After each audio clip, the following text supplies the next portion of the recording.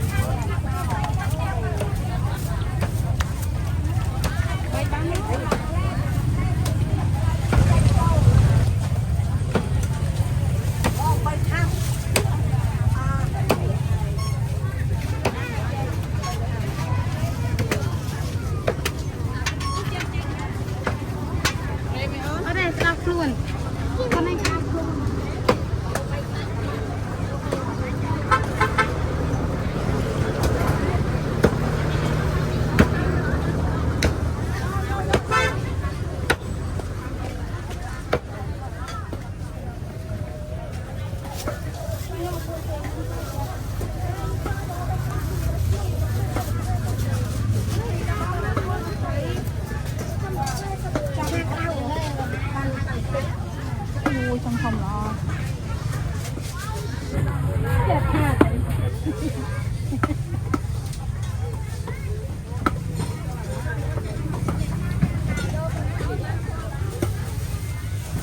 ว่างนี่ลูกใหม่ไม่โดนการหลักมันเป็นแต่แปมก่อนแล้วร้านไฟเมียนปังเจริญไปบ้านได้เมียนปังไม่ใช่เหรอจำเขาแต่ก็ห้องโซ่ไอ้ไปนับเป็นอยู่อยากเป็นอะไรกันเลย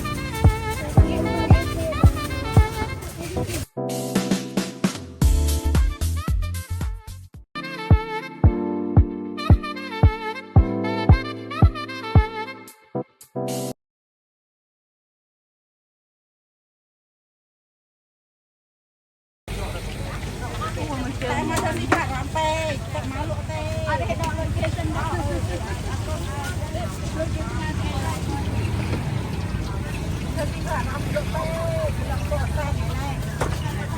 กมาไหนหายมาลุย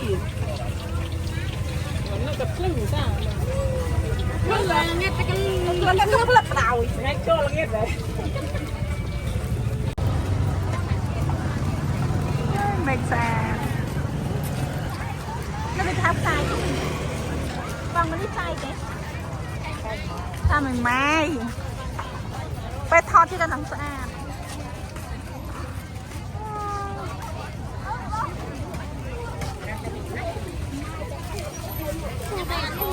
บ้านนี่ปองเตี้ยก้อนนี่ก็ไอ้ปองเตี้ยก้อนนี่ปองกล้วยธรรมดานี่ปองกล้วยโต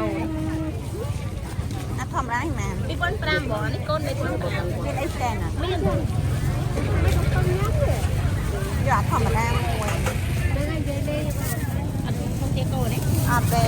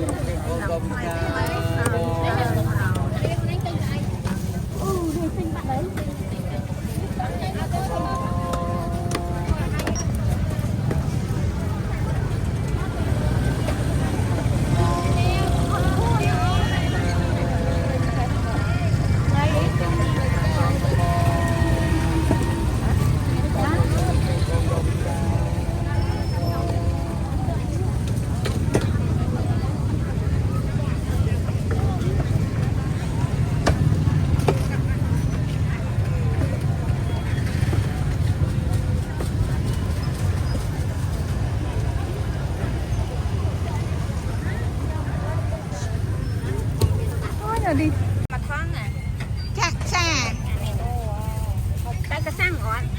จ้ะติดใบเปื้อนปูนเปื้อนพรำเปื้อนกับมวยเปื้อนนะโอนชอบด่านุ่มไปจีนุ่มอัตราเนี่ยนะไตรนี่ค่ะยังไงปีแฮมเอา